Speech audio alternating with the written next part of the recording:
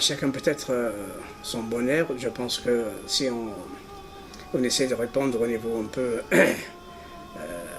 académique, scientifique, culturel, hein, c'est une conception parmi d'autres conceptions, tout d'abord, c'est-à-dire il a un sens relatif. Si on parle de contentement, de plaisir, de satisfaction, on pourrait peut-être aboutir à ce qu'on appelle le bonheur, parce que c'est un état à vivre, plus que à limiter, à désigner ou bien à analyser. Le bonheur, en quelque sorte, il a un double sens, et dans un sens double, parce que je veux dire par sens, deux significations, mais deux orientations. On peut avoir, ou bien se sentir en bonheur quand on fait quelque chose de bien pour soi, mais on peut sentir en bonheur quand on fait quelque chose pour les autres. Et je pense que pour nous, les êtres humains, si on arrive à faire les deux, à regrouper les deux significations, les deux sens ou deux cheminements de bonheur, c'est ça ce qui peut-être mérite le plus à la dignité de l'être humain, parce que on est humain parce qu'on essaie d'aider les autres, de comprendre les autres, de faire du bien pour les autres. Et en fin de compte, je pense qu'il faut vivre ce qu'on appelle le bonheur avant de le définir.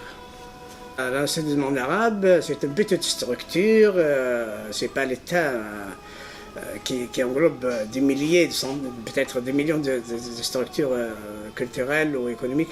Mais je pense que c'est pas évident, parce qu'on a le droit de parler, d'écrire des grands principes de la vie pour les citoyens, pour le peuple.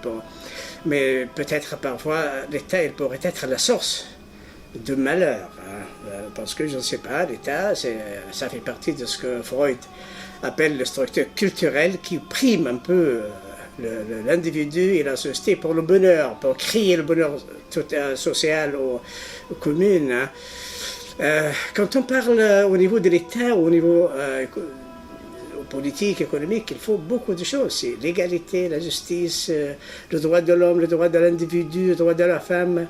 C'est ça qui fait peut-être, si on arrive à réaliser ça, c'est ça peut-être qui rend l'État capable de parler de bonheur. Sinon, je pense que les sociétés peut-être simples, premières, entre guillemets primitives, elles sont beaucoup plus heureux et peut-être apprécient ou bien vivent le bonheur plus que les sociétés modernes. On est en train de courir de jour, de matin jusqu'au soir pour parfois acquérir ses besoins, je ne sais pas, pour rassurer un peu de nourriture ou bien de quoi payer le loyer. Alors c'est pas à l'État, ni aux hommes de l'État de parler de bonheur. C'est peut-être aux hommes religieux, aux gens de la culture, des théâtres, des musiques, c'est-à-dire des gens plus proches et plus modestes. Plus proches de l'être humain, mais aussi au plus modeste de leur approche et peut-être plus noble de leur intention. L'Institut du monde arabe, il est fondé, il est pensé, puis réalisé, pour arriver à cette orientation, bien, ce but noble, c'est de développer, d'encourager, d'approfondir, de multiplier les manières de dialogue entre les cultures. Bien sûr, c'est évident de parler maintenant ici de culture française, de culture arabe, mais en réalité, hein, quand on voit les gens, que ce soit au Louvre, que ce soit à l'Institut du monde arabe d'ailleurs, hein, il y a le peuple de tout le monde, hein, il y a des visiteurs de tout le monde qui viennent pour assister à nos activités, surtout les expositions, les soirées musicales, et je pense que l'Institut du monde arabe ne fait que ça, comme n'importe quelle maison culturelle qui essaye d'organiser des soirées culturelles ou littéraires, musicales, parce que c'est l'art et la culture qui fait un peu ce que les hommes politiques essaient de démolir ou de ne pas le faire, c'est rapprocher les gens au niveau de ce qu'on appelle les besoins sentimentaux et intellectuels des êtres humains.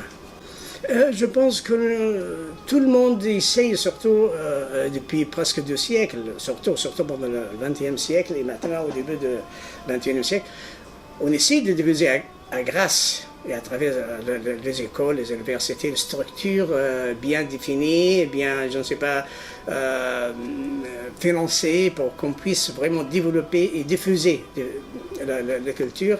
Mais maintenant, quand on parle de la technologie moderne, la technologie de la communication à partir des années 50, 60 surtout, la télévision, bien, les médias en général, ils ont un rôle révolutionnaire dans ce sens-là. Et troisième génération, c'est l'Internet et les moyens de communication modernes. Je pense qu'on peut tout faire si on oublie un peu les intérêts individuels et les intérêts nationaux. Parce que c'est ça qui fait gaffe à ce qu'on appelle le monde classique, dont on essaye maintenant de sortir, et je ne sais pas comment et quand. Mais si l'humanité s'entraide pour vraiment se faire le bonheur, s'entraider, hein, on peut faire beaucoup de choses, mais malheureusement on dépense beaucoup plus pour fabriquer des armes que pour construire des écoles et distribuer des livres et des magasins et du jeu culturel ou du truc musical et artistique.